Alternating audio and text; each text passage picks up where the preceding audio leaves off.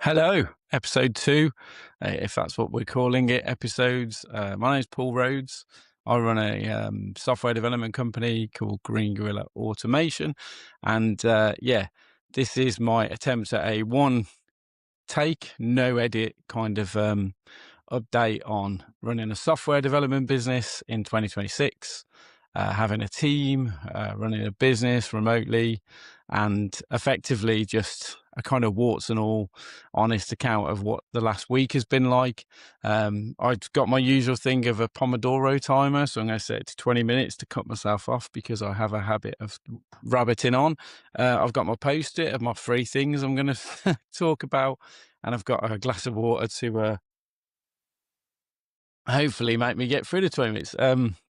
I think like the first video, really, I'm still incredibly nervous, but I've had a bit of feedback.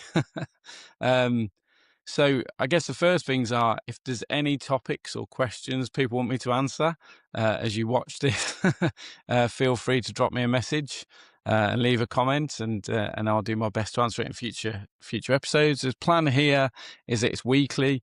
The first one I recorded, I had like glare from lights that I was testing, and then my kids were like, "Oh my god, this is embarrassing, Dad." So I've kind of just gone with natural light flooding in from the window. I've got rid of my grey background and just used a stock one. So I use Riverside FM to do my podcasts and to do this. So I think it's brilliant. And so my wife has chosen the plant background for me. So that's the most executive decision on this. Also, Erin, who works for me, she was in the film and TV industry for a long time. She's worked on like loads of Netflix stuff for the last 6 years. So she gave me some pointers as well. So hopefully you should see a 1% improvement between episode 1 and episode 2. What else? In terms of just being a total amateur at this and quite embarrassed, I uploaded the first episode, and when I was going through the kind of, I guess, the process of uploading it to YouTube, it asked me the question, is it made for kids? And I was like, well, no, it's not made for children. It's a boring mid-40s brummie talking about AI and software development and running a business. And so I flagged it as not for kids.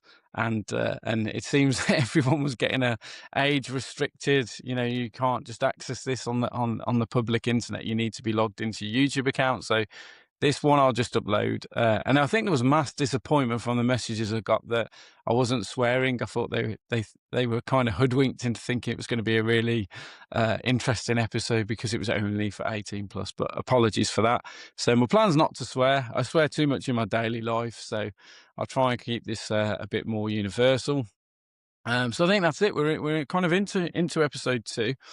Knock my water over. So I've done my apology, which was one, just not having a clue how to do these things. It's the classic thing of I'd rather do it and be consistent and get better than not start. I've never been that sort of person. And secondly, it's just an apology because I came out the trap, so to speak, after a meeting with Ash and Jez that I mentioned in episode 1, and kind of, almost sod it. I'll do this this weekly YouTube thing because you guys keep telling me that I should, and then I missed a week. And the only reason I missed a week is because I was too ill to face the camera, and I was too ill to face the camera because I'd had too much alcohol. So that's not a great state to be in. So that's first confession number 1 is I missed a week, so I feel particularly bad. Also, it's Sunday, it's not Friday, but it's still, in my head, that still counts as the end of the week. So I'm gonna give myself a break there. So Sunday afternoon, I'm recording this, and we'll get into kind of today's topic, really. So as I mentioned, I've run a business for 14 years. Before that, I ran another business for 3 years that kind of crashed through cash flow, which is an ever-present issue in the business. And so I want to talk about budgets, and I think I might have touched on some of this in episode 1 when, forgive me, in episode 1, I talked about what happens when a client kind of has a budget, but actually you realize or you invalidate the idea, like it's not a feasible thing to do right now because of certain obstacles. So saving the client their budget.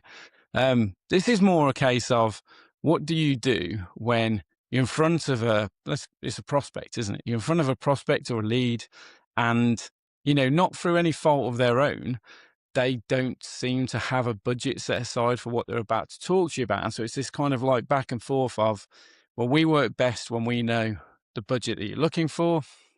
And equally, they need to be able to ask questions to understand what type of budgets they're going to need. And I just find it a constant game of cat and mouse.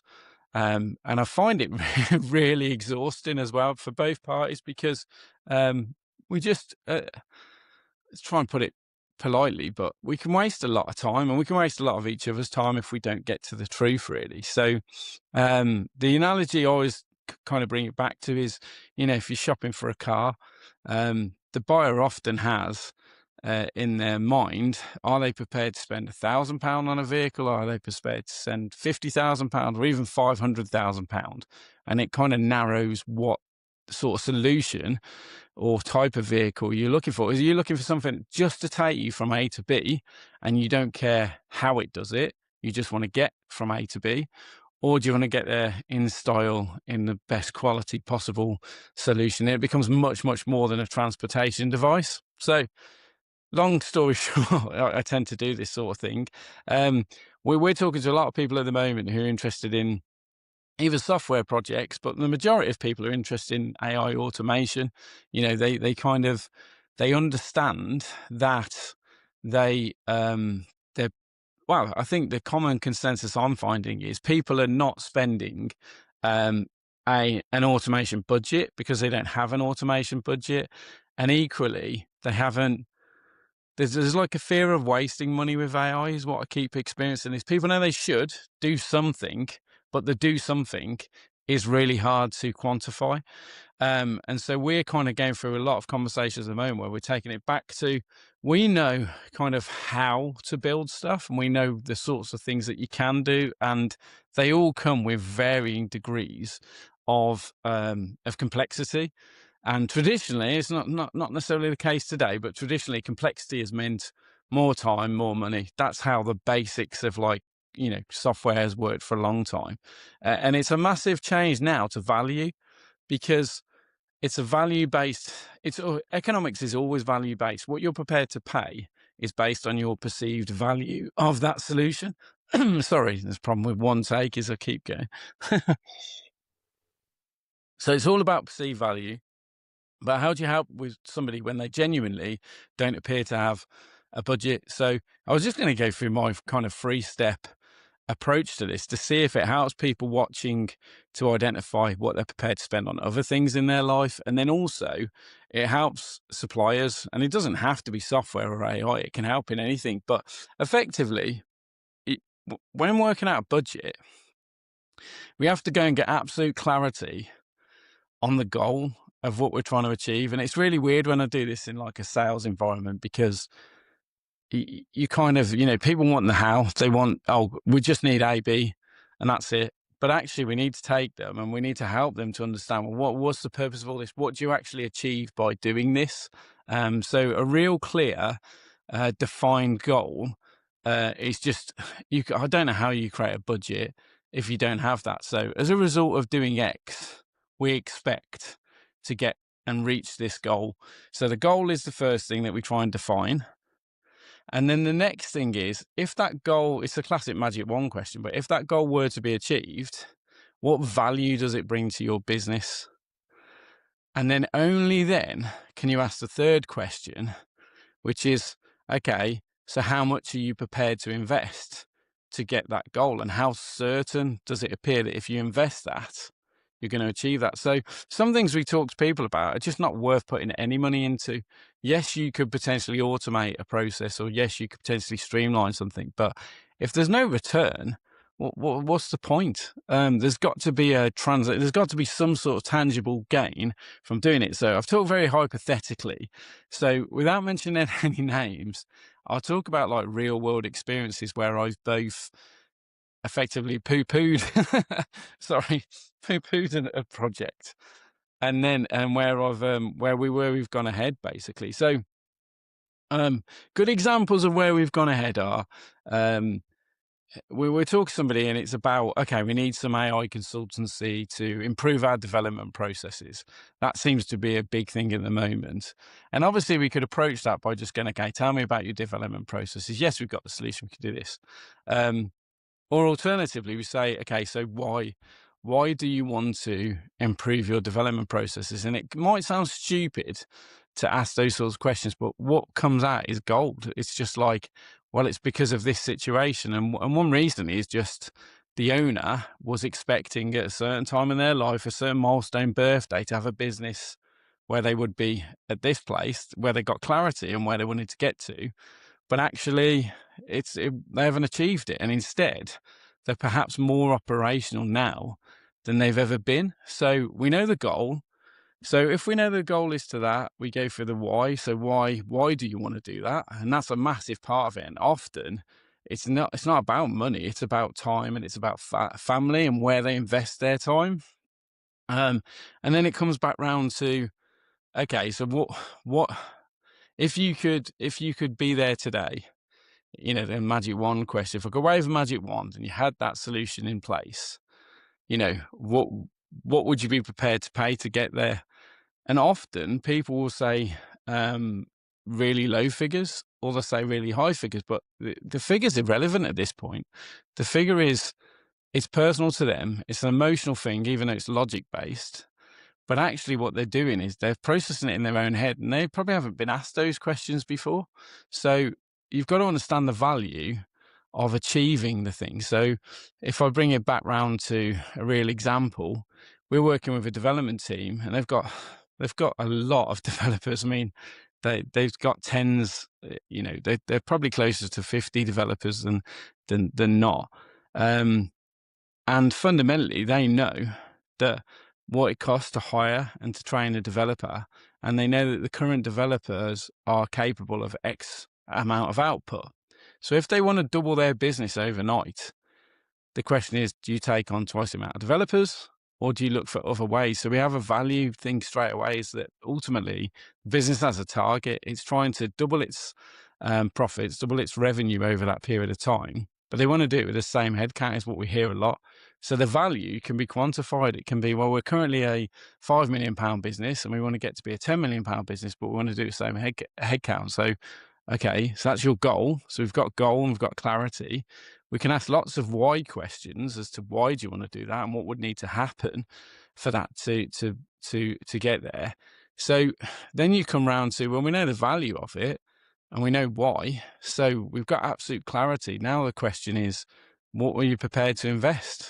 It's as simple as that. And if somebody says £10, I don't see how you're going to invest £10 and get a £5 million uplift. I know these are really stupid. This is how my brain's working in one take, but it's kind of, a much more realistic number is what you would expect to come out. And often I've never had anybody not tell me. And obviously we're digging for the truth and we're trying to find out just so we can work out if we can even work with them. But my thing isn't, oh, great, you've got a £250,000 or £500,000 budget, we'll rinse it. It's like, okay, but now we've got something we can work with. We can still give you 3 options. We can still tell you like the gold, silver, bronze packages, but fundamentally we've got something that we're mutually agreed on as a starting point. And it changes everything, because it changes the conversation, because suddenly you realize you're in front of somebody and they're either looking for, an A to B vehicle and nothing else, or they're looking for the absolute premium, best quality thing. And when you bring into it people's exit strategies in terms of what they want to do with the business, and when you bring into it their lifestyle choices, it just changes everything. So in a long-winded conversation today, and I feel like this has not been the episode I wanted to record, but I'm going to stick by my thing of, a single take. I'm hoping this is providing value, because loads of us skip this step. If you're in any kind of supply business or service business, we're often so keen to present the solution that we skip over the fundamentals. And all that happens is you have a mismatch between here's the solution and here's what they're prepared to pay, because the value's not there. So I'm just trying to help people avoid, oh, we've got somebody in front of us. Oh, they've got X, Y, and Z. We assume loads of stuff. It's the worst thing ever. We assume loads of stuff, and then we go back with a little ribbon wrapped proposal or quote or solution. We go, we can solve all this for you. It's going to cost, I don't know, £20,000, and you don't even think £20,000 is a lot. But actually, in their head, they were looking for a £500,000 solution. It doesn't matter what the brackets are. What matters is you didn't ask the question to find it out. And the only reason I'm being so belligerent about it is because it happens to me all the time, and I can always go back. And we've put in a hard and fast rule now where my team will not estimate anything without a qualified budget. And it sounds so basic, and it sounds like, well, that's obvious, but that's not how it used to happen. It used to be that I would come very excited, like today. I would be kind of, come on, let's get this. Just give me a ballpark. Just give me a figure, or give me 3 options.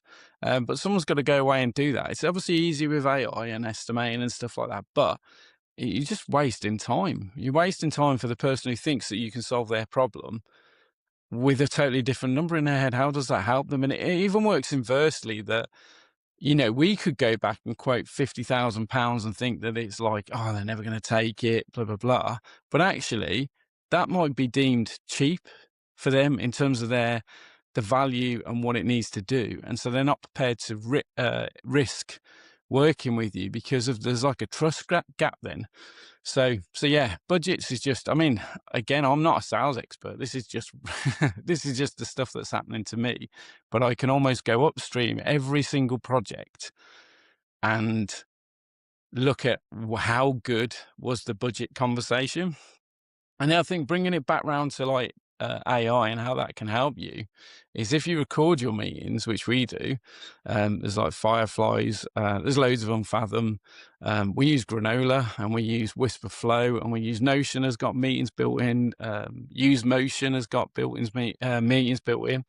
So we use all these different tools, but AI is amazing at processing large data.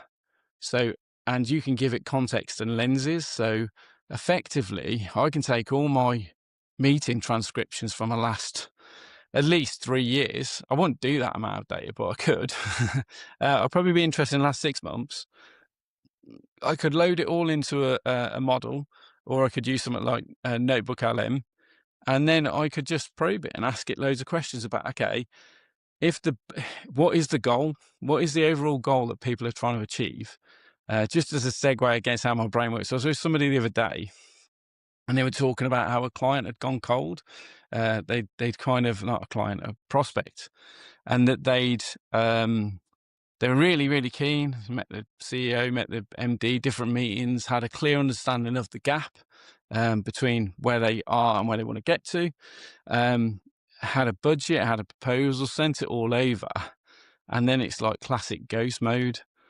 And I'm not saying this is the answer, but when I had a conversation with them and asked them the direct question, why did they want to do that improvement? They didn't know. They didn't fundamentally know the why. They just knew the how and the what they wanted. And so I guess budget is actually, well, why are you doing it? Because the budget will be derived out of the value to the business, and it will be derived out of what will it bring? And then the trust gap, or the risk of certainty, is the thing that will get them over the line. So yeah, you can tell looking at me, I'm stood in front of a fake background and doing one take videos on YouTube, but I just think that's where I'm investing my time. That was the lesson I wanted to pass on, is what's the one thing I'm personally taking a lot more responsibility for in my business this week, and it's budgets and budget qualification. And the last piece I was going to say really quickly was that using AI to solve and automate and eliminate a lot of back office processes, especially when it comes to, say, sales and sales admin, what it allows you to do is be the most human you can in front of prospects and ask better questions. So the amount of time that we used to take to do certain things is eradicated. And again, like, I'll wrap it up with another case in point, but I was with one of my developers over lunch and I had a sales proposal to send off. And on the drive over, I'd spoken to, I think it was Notebook LM. Notebook LM on the drive over had prepared the gamma. The gamma got generated, and I sat with him with a beer, and I just reviewed it for 5 minutes, changed a few things, and it went off. And he was literally gobsmacked. And, I'm thinking, you're a developer, like, you're better than I ever was, and you're like one of the top talents in the business, and you're amazed at that. But when he asked the question, how long did it used to take you? The honest answer was, it probably took me half a day to put a proposal together. I wouldn't even do a gamma deck because it didn't exist, but I'd do like a Google Slides or some sort of like slide deck as well as a presentation.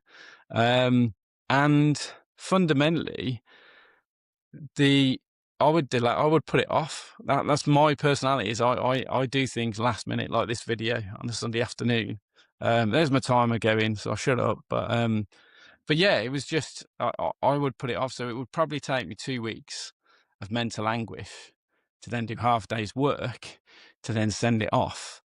And now it can be done literally in minutes. And so there's no excuse why you can't send over documentation, why you can't send over notes, actions and agreed budgets for clarification within minutes of meeting somebody. So I'll wrap it up there. I was going to talk about AI code, but we've run out of time. I didn't intend it to be a sales rant or it's just a failing of my own. And it's just that realization that if we are to improve as a business, let's maximize the human element and let's get AI to kind of automate and streamline the operations so that we can do the stuff that it can't do. And qualifying budgets is my big area of focus right now. So thank you for watching. I really, really appreciate it. And it's been good to get the second one done.